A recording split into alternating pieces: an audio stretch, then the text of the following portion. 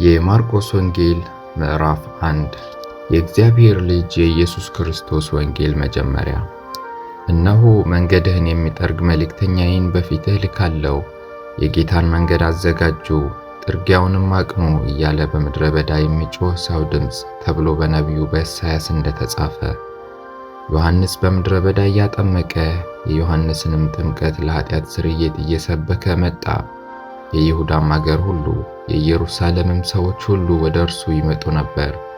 ኃጢአታቸውንም እየተናዘዙ በዮርዳኖስ ወንዝ ከእርሱ ይጠመቁ ነበር። ዮሐንስም የግመል ጠጉር ለብሶ በወገቡ ጠፍር ይታጠቅ፣ አምባጣና የበረሃ ማርም ይበላ ነበር። ተጎንብሼ የጫማውን ጠፍር መፍታት የማይገባኝ ከኔ የሚበረታ በኋላዬ ይመጣል። እኔ በውሃ አጠምቃችኋለሁ፣ እርሱ ግን በመንፈስ ቅዱስ ያጠምቃችኋል እያለ ይሰብክ ነበር። በዚያም ወራት ኢየሱስ ከገሊላ ናዝሬት መጥቶ ከዮሐንስ በዮርዳኖስ ተጠመቀ። ወዲያውም ከውሃው በወጣ ጊዜ ሰማያት ሲቀደዱ መንፈስም እንደ ርግብ ሲወርድበት አየና፣ የምወድህ ልጄ አንተ ነህ፣ በአንተ ደስ ይለኛል የሚል ድምፅ ከሰማያት መጣ። ወዲያውም መንፈስ ወደ ምድረ በዳ ወጣው። በምድረ በዳም ከሰይጣን እየተፈተነ 40 ቀን ሰነበተ። ከአራዊትም ጋር ነበረ፣ መላእክቱም አገለገሉት። ዮሐንስም አልፎ ከተሰጠ በኋላ ኢየሱስ የእግዚአብሔርን መንግሥት ወንጌል እየሰበከና ዘመኑ ተፈጸመ፣ የእግዚአብሔርን መንግሥት ቀርባለች፣ ንስሐ ግቡ፣ በወንጌልም እመኑ እያለ ወደ ገሊላ መጣ።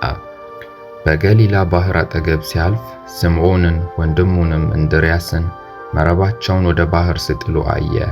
ዓሣ አጥማጆች ነበሩና ኢየሱስም በኋላዬ ኑና ሰዎችን አጥማጆች እንድትሆኑ አደርጋችኋለሁ አላቸው።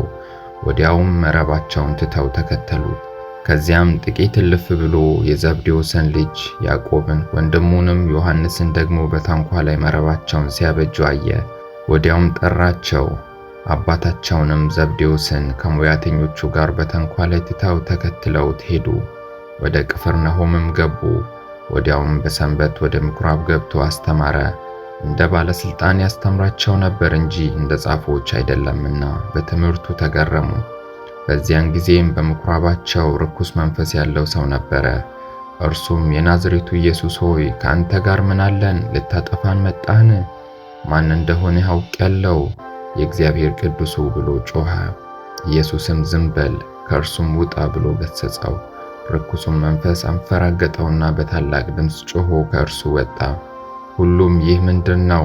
በሥልጣን ርኩሳን መናፍስትን ያዛል፣ እርሱም ይታዘዙለታልና ይህ አዲስ ትምህርት ምንድነው? ብለው እስኪጠያየቁ ድረስ አደነቁ። ዝናውም ወዲያው በየስፍራው ወደ ገሊላ ዙሪያ ሁሉ ወጣ። ወዲያውም ከምኵራብ ወጥቶ ከያዕቆብና ከዮሐንስ ጋር ወደ ስምዖንና ወደ እንድርያስ ቤት ገባ። የስምዖንም አማት በንዳድ ታማ ተኝታ ነበር። ስለ እርሷም ወዲያው ነገሩት። ቀርቦም እጇን ይዞ አስነሳት። ንዳዱም ወዲያው ለቀቃትና አገለገለቻቸው። ፀሐይም ገብቶ በመሸ ጊዜ የታመሙትንና አጋንንት ያደረባቸውን ሁሉ ወደ እርሷ መጡ። ከተማይቱም ሁሉ በደጅ ተሰብስባ ነበር። በልዩ ልዩ ደዌም የታመሙትን ብዙዎችን ፈወሰ፣ ብዙዎችንም አጋንንት አወጣ።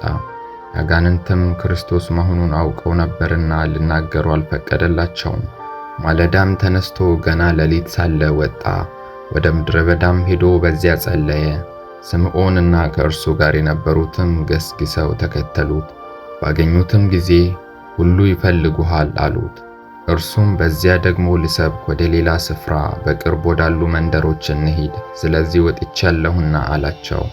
በምኵራባቸውም እየሰበከ አጋንንትንም እያወጣ ወደ ገሊላ ሁሉ መጣ። ለምጻምም ወደ እርሱ መጥቶ ተንበረከከና ብትወድስ ልታነጻኝ ትችላለህ ብሎ ለመነው። ኢየሱስም አዘነለት። እጁንም ዘርግቶ ዳሰሰውና እወዳለሁ ንጻ አለው። በተናገረውም ጊዜ ለምጹ ወዲያው ለቀቀውና ነጻ። በብርቱም ተናግሮ ወዲያው አወጣው። ለማንም አንዳች እንዳትናገር ተጠንቀቅ፣ ነገር ግን ሄደህ ራስህን ለካህን አሳይ፣ ለእነርሱም ምስክር እንዲሆን ስለ መንጻትህ ሙሴ ያዘዘውን አቅርብ አለው። እርሱ ግን ሲወጣ ብዙ ሊሰብክና ነገሩን ሊያወራ ጀመረ። ስለዚህም ኢየሱስ ተገልጦ ወደ ከተማ መግባት ወደፊት ተሳነው። ነገር ግን በውጪ በምድረ በዳ ይኖር ነበር። ከየስፍራውም ወደ እርሱ ይመጡ ነበር።